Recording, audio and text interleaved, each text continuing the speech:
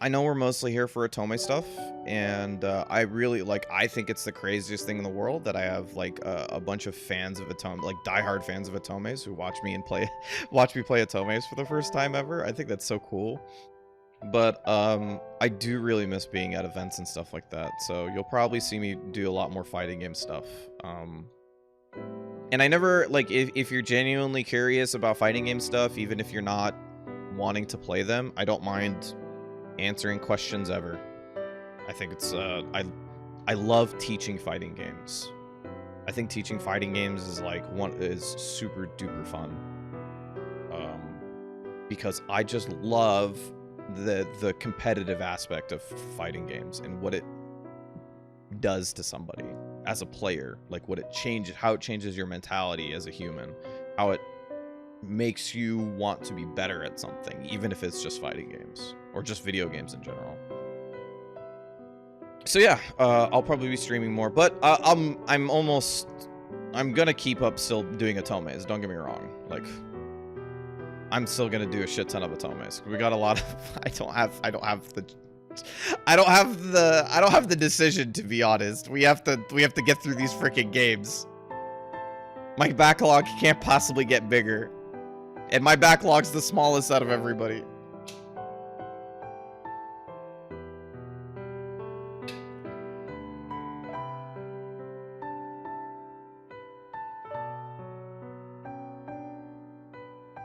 What was I gonna say? But yeah, like there was some part that happened over Evo weekend where it's like Sunday was so cool. The top 8s were so much fun to watch. The tournament was so sick. And then I got so excited for all of the stuff that the games announced for the future. I was like, fuck, let's do this shit. We're back in. Let's do it. We're going all. Bridget looks so good. She looks incredible. I never thought I'd see that character in a video game again. She looks so cool. Every time I see a new character in Strive, I'm just like, how'd they make the character look so good? Despite there being like 15 characters before her that looked just as good, I'm just like, how'd they make the character look so good? I don't understand.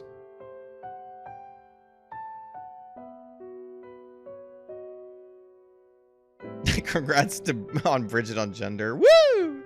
Congrats to Bridget. It's you know, I had this really weird moment in my life not too long ago, like yesterday or ish, where I was like, oh hey, like, you know, I can actually I should say it like this. The reason why there's a lot of hubbub behind stuff like this in Guilty Gear is because the translation for XX, for the story for XXAC, was bad. It was really bad. To the point where a lot of the lore that we know for Guilty Gear has to constantly be re-explained to us by Japanese speakers or developers. Like one of the most notable ones was that there was a translation that basically said that Axel and Raven were the same person but from different universes, when that certainly wasn't the case. So when we got Raven and he looked nothing like Axel, everybody was like, what the fuck is going on? This is not the character we expected. And it's the same thing with characters like Testament. It's the same thing with characters like Bridget. Like Testament, being non-binary, was probably always the design for the character, given that they were androgynous in design from the get-go. But translations put pronouns on him, or pronouns on them, sorry. Say put he pronouns on them. So it was, you know, like there's only so much that we could do at the time. And back then, the world was much smaller. So they didn't really, like, the game got announced over here and translated, and like that's the end of it. They didn't see people complaining on social media about characters and stuff like that, or translations. Like back in '02, there was no way to like have that sort of outreach to the developer, especially across an ocean. Now that that's way less of a thing, you see that the developers are being incredibly explicit with characters. They are saying outright Testament is non-binary. Outright, like, Bridget identifies as a woman, like you as a girl. She says that outright. There's two characters that work it out with her. It's not very subtle. And that is very much a response to them having a bad translation for old games.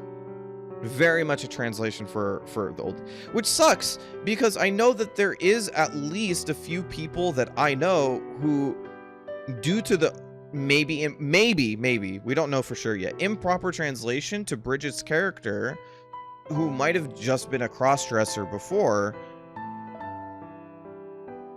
We're not sure whether she was meant to be like that then and then recognized it now, or that was just never designed for the character. And so there's people who attach themselves to the old character for good reason.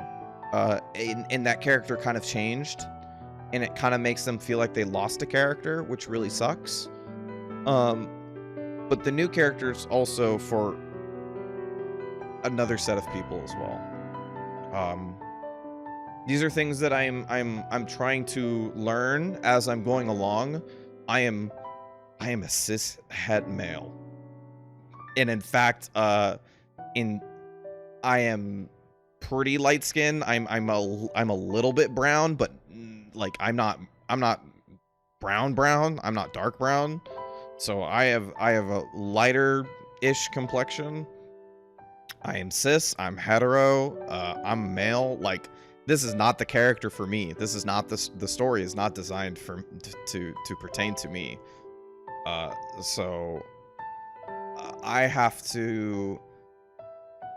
want to continuously talk to trans women who expressed representation with that character, with Bridget, and I want to know what they like. I'm learning more as I go along. Like, the things that I've said are from other people who've talked to me about the character and said, oh, they think this about this character, or think that about the character.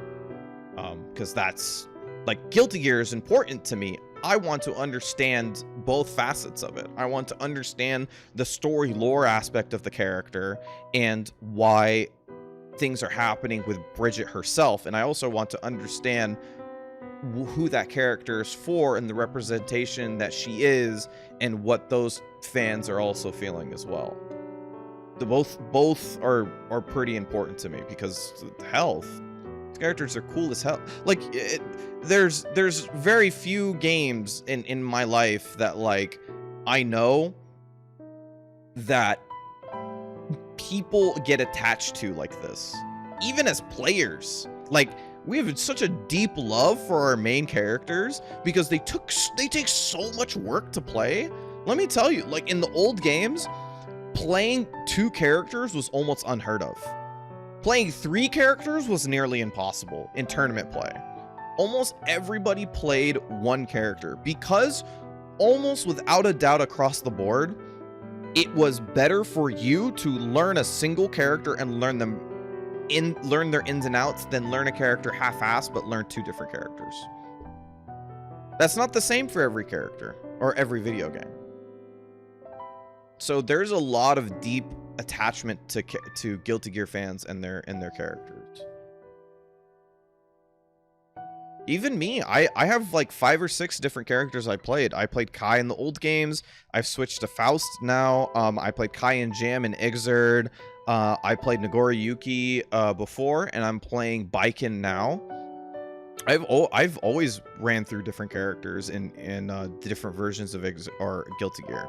I love all of them. I think they're all so fucking cool.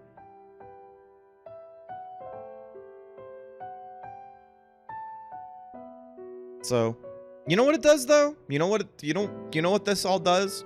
It tells me who's a fucking idiot. And it tells me that there's people that I don't have to talk to. And there's people I can call dumb.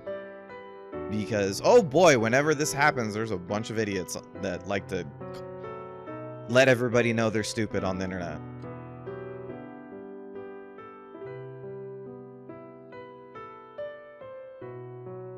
But it doesn't matter because Bridget's cool. And that's something they're not. Bridget's cool as hell. She is so cool. Ugh. I'm so happy with the new design of the character too. It's very much reminiscent of her old version and still has nice touch-ups to it as well.